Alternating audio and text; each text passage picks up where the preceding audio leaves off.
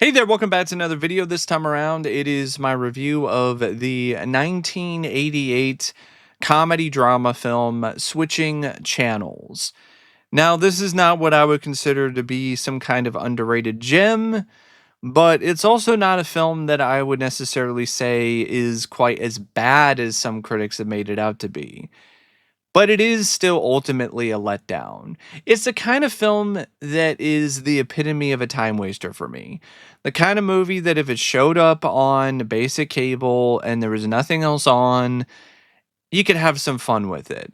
But not really something that you're gonna seek out or really spend that much time and effort trying to find or trying to watch. And considering the cast, that is definitely something that is disappointing. Now, before I get around to sharing more of my thoughts on the film, I want to give a special shout out to Sean for requesting this review. And if there's another film, TV show, or topic that you would like to see me discuss in the future, feel free to donate to either my PayPal or to my Patreon. The link to both is in the video description down below, and I will try to get your request as soon as I possibly can.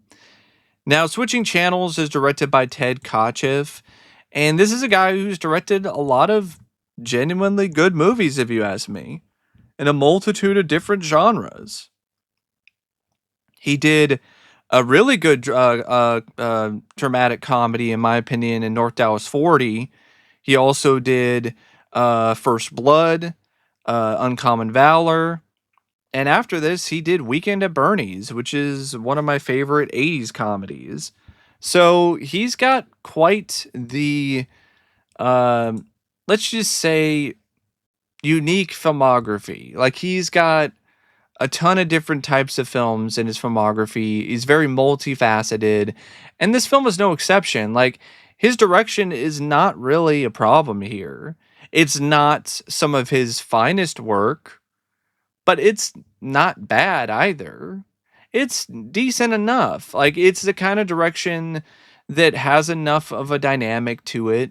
There are some scenes that maybe kind of look like it's a CNN original movie, but then there's other shots that have a good amount of lively energy to them that match the zany comedy and the oddball nature of the movie at points, and the energy that the actors are bringing to the screen. But it's not really a film that's very impressive with its visuals, but it's solid enough. The so is the usage of different type of shots, or pans or zooms, or the occasional camera angle. Like, it's not the kind of direction that's gonna make you really remember a lot about it, but it's also not the kind of direction that's so aimless and so poor that it's gonna remind you of a lot of other incompetent directors. Like, it's not really the kind of movie we're gonna look at and be like, "Oh man, this direction was shockingly awful." Like, no, it's fine. It's serviceable. It's decent enough. And considering the fact that he was dealing with two stars that hated each other, the fact that the direction isn't completely off the rails is kind of a minor miracle if you really think about it. Now, the screenplay is by Jonathan Reynolds, and it's another adaptation of The Front Page, which is already a problem. At this point, I think it was like the eighth adaptation of that play, and it really does show. It's a very stale story at this point because they've already done numerous other adaptations of The Front Page, and this really doesn't do much to innovate or add a lot to that older concept and to that story. And Jonathan Reynolds is just not a very good writer. I mean, if you look at his career, okay, you look at his filmography, it's it's not very good. Like, there's a lot of stinkers here. I mean, he worked on the story for The Distinguished Gentleman, but he didn't write it. I would say maybe his best script is like Mickey and Maude, but I didn't really think that was a great movie. His second best script is this, I guess, or maybe My Stepmother's an Alien. But this is the same guy who did Leonard Part 6 a year prior to switching channels, which is honestly one of the worst scripts I think I've ever come across in my life. So like this is not a good writer. This is the same guy who did Leonard Part 6. That being said, there are some barbs, some banter between the two leads in John Sullivan and Christy Colleran that are kind of fun, and they're not like laugh out loud hilarious, but they do have some wit to them. And I think some of the rivalry between Blaine and John is equally as entertaining. But this is one of those screenplays where it just cannot seem to figure out what kind of story and what kind of film it wants to be. It starts out very tongue in cheek and showing all these different news broadcasts with Christy Colleran, and it's very comical and over the top. And then she decides to eventually, well, she gets sent on vacation because she snaps one day before the filming of a news broadcast, and her boss, who is her husband for the time being, he he basically sends her on vacation. While she's on vacation in Canada, she falls for this rich guy named Blaine, and now she's deciding she's gonna get engaged to this guy, and she's gonna split uh, when it comes to the relationship with John, and it's insinuated that they were already kind of on the outs anyway prior to this, but because of everything that's going on, and because of the fact that now Christy is not only walking out of his life, but she's also walking out of the studio, John gets increasingly more and more desperate to try to get her back and to try to also get her to cover this major story involving this man named Ike Roscoe, who shot and killed this undercover cop who sold drugs to his son. And there's this whole controversy surrounding his impending electrocution because he was given the death penalty for what he did. And of course, there's this whole, moral thing surrounding that. And there's also corruption in the government with this would-be candidate for local office. Well, not local office, state office. I believe the governor. He's running for governor, and Roy Ridnitz, but the guy is a sleazy snake, and he's trying to silence Ike because Ike is bad for his press and bad for his campaign. And eventually John does convince Christy to cover the case. She gets an interview with Ike that causes a lot of extra stress and issues and problems for Roy. And so then he decides to try to take out Ike his own way by pushing up the death penalty and then offering to televise it. And of course, that creates a frenzy with the media. And there's a lot of attempts at trying to satirize the media with everybody just being ravenous and rabid for a story to comical proportions. And there's a lot of stuff with the whole news angle, but it's not as effective to me as just the straight up rom-com stuff where John's trying to win back his wife Christy and he's trying to one up Blaine, and Blaine's trying to get back at John. Like that's where the majority of the fun is when it comes to this script, and that's where the best parts of it are, or the various different exchanges between the other people who work for John at this news agency, these different cast of characters, the gal who works security, the guy and these two other gals who were working for John and doing everything for him because they're like interns or something. Um, but then there's a lot of other stuff too involving Ike, especially near the end, that gets really tiresome and feels like it's very played out and dragged out. Ike is hiding in the copier, but the other people don't know it, and is it just this just drags on forever.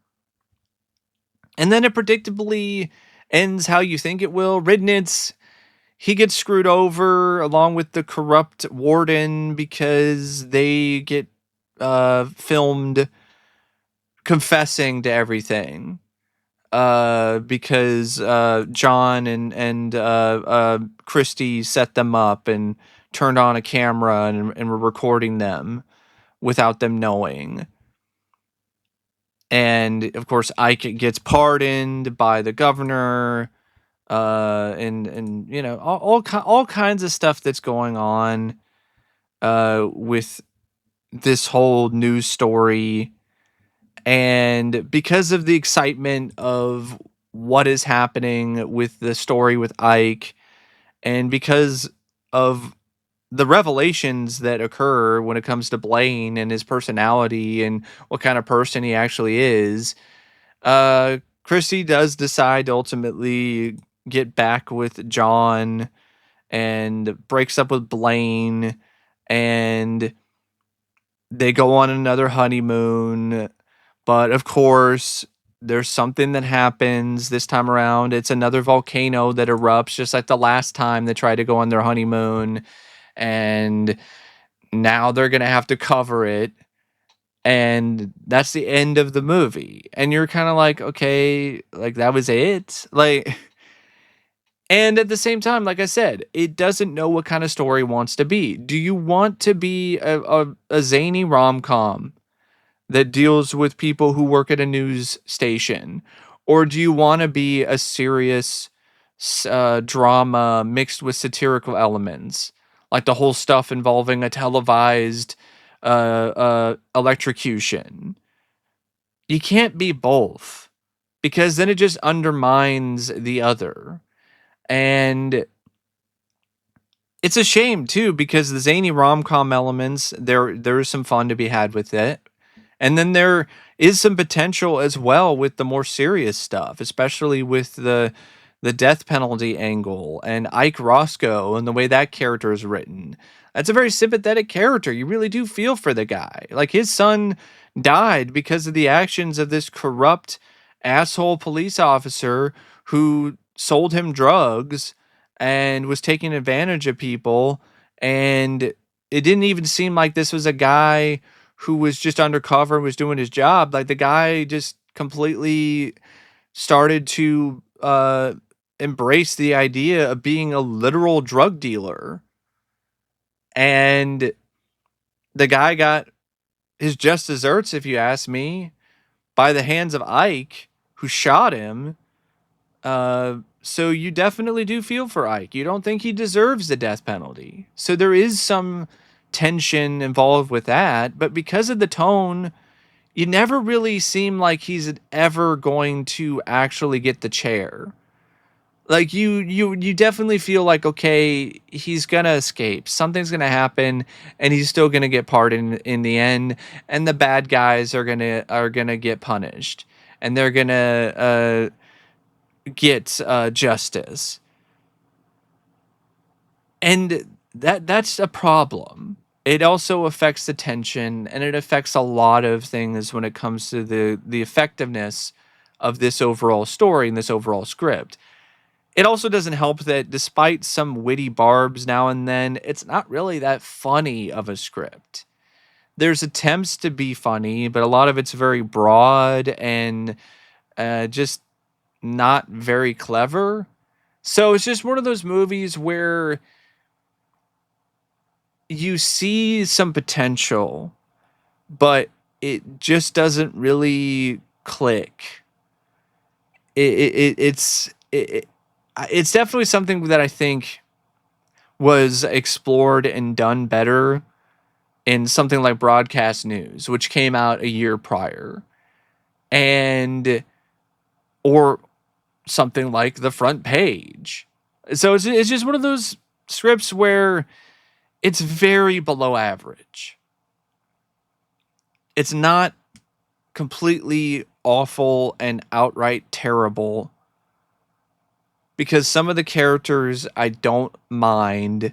I do ultimately care about the whole love triangle thing, and I want to see how that plays out, but it's not as effective when it comes to the drama stuff and the news story stuff, and the tone is just too all over the place for my tastes, and it just turns into a script that is just it's just a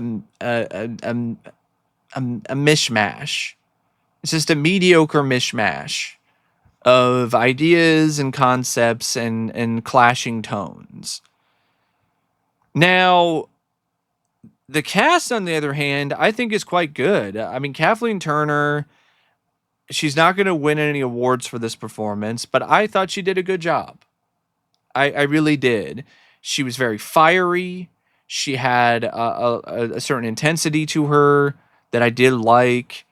Uh, she definitely seemed like she wasn't going through the motions. It didn't seem like this was a sleepwalking performance by her by any means. And you could tell that she was having some fun with the role at points too. Uh, I've seen her in stuff where she's done a lot better. I mean, Romance in the Stone is definitely one of those films, or War of the Roses, but she was still pretty good here, I thought. Burt Reynolds, who was a last minute replacement for Michael Caine because Jaws of Revenge went over production and went over budget for so long that Michael Caine had to drop out of the film. Burt's not too bad. And what's crazy is I actually think he has some all right chemistry with Kathleen Turner, even though the two of them absolutely hated each other. They hated each other. They hated working with each other. They didn't like each other even before they started working with each other. So it's like one of those things where you're like, how did this somewhat work? It shouldn't have worked at all. And I could see in some scenes it doesn't, because you can kind of see a little bit of that animosity between the two. But when it comes to the fact that a lot of the movie is them being angsty and them being pissed at one another and trying to get back at one another and jealous, that kind of vibe actually works out pretty well in the film's favor. And Burt's just, he's still got charm. Say whatever you want about Burt Reynolds, but he's got charm, and he still showcases that here as John Sullivan. And Christopher Reeve, it's kind of an out of the box casting. Him playing this preppy sports equipment store CEO in Blaine Bingham, but he makes it work. He does. I think he makes it work quite well, playing this stuck up prick of a character. And I know he didn't like being the butt of a joke in this, especially when it comes to the scene when he has to act like he's afraid of heights. But I think he did a great job in that scene. I actually think that's one of the funnier scenes in the movie because of how Chris handled that entire sequence. And I think he had some decent chemistry with Kathleen Turner as well, and it was just fun to see Christopher Reeve play a different kind of role than what he normally does. Uh, Ned Beatty, the guy plays despicable scumbags like the best of them, and Roy Ridnitz is no exception. But it's definitely the same kind of stuff you've seen Ned Beatty do a million times.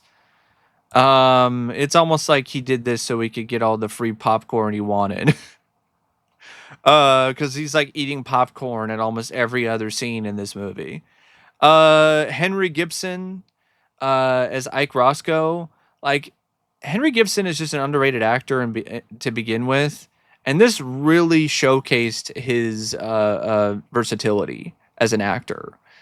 He's very good at comedy, but he actually showed here that he could actually do some good dramatic work too as Ike. The whole scene when he's talking about what happened when he's being interviewed by Christie, and he's talking about what happened to his son and the whole night of him killing the dealer, and him realizing that he's more than likely not going to be able to make it out of this. He's going to die. It's actually some really compelling, strong acting. And I wish it was in a better movie. And the rest of the cast is fine too. You know, Ken James is Warden Terwilliger. George Newbern is Signathaler. Um, Al Waxman is the station manager. Tony Rosato, Joe Silver. But, you know, the main cast is Kathleen Turner, Burt Reynolds, and Christopher Reeve. And I think the three of them, they did a good job for the kind of film that this was and what they were given to work with. A big part of why I could kind of watch this is mainly for those three. The cinematography by Francois Protot, there's not a lot for me to protest about it, but it's not anything special.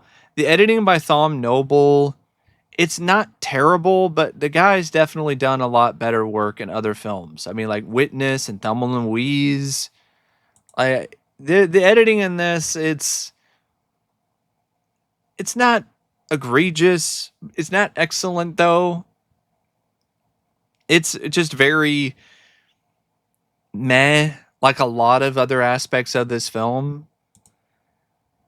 And the movie is like 105 minutes, but it definitely has more than a few moments where it drags. Because as a comedy, it's not as funny as it could be, and there's a lot of moments where there's not much laughs. As a drama, it's not as compelling as it should be because the tone is completely inconsistent, or it's just not really something that's too interesting. Like you definitely sympathize with Ike, but it's still not really going into a lot of territory or a lot of elements when it comes to the story that's particularly compelling. It's just mildly interesting at points. So it's one of those films where it just becomes a diversion. It's that kind of thing. Like it becomes a diversion kind of movie where, okay, it's a diversion from your, you know, daily doldrums or, you know, stuff like that. But it's not really something that has a lot of rewatchability factor. And it's definitely not something that has a ton of staying power. It doesn't really leave that much of an impression or an impact. And it's just mostly forgettable at the end of the day. It's a kind of movie where it's like, oh, it's not awful and atrocious and anything like that, but it's not good either. It's just another below average kind of film. Like I said, it's a time waster, and it kind of is, because I can watch this for the cast, but it's the kind of time waster where I'd put it on if I didn't have any other option, or if I'm just putting on something to have on while I'm doing chores or doing something else, that's the kind of movie that switching channels is. Like you'd switch it on if you're like, okay, I just need a bit of a distraction or something in the background, but not really something that you're gonna pay a lot of attention to. But anyway, I really don't know what else to say about switching channels except thanks for watching my review. And until next time, I'll see you later. See ya.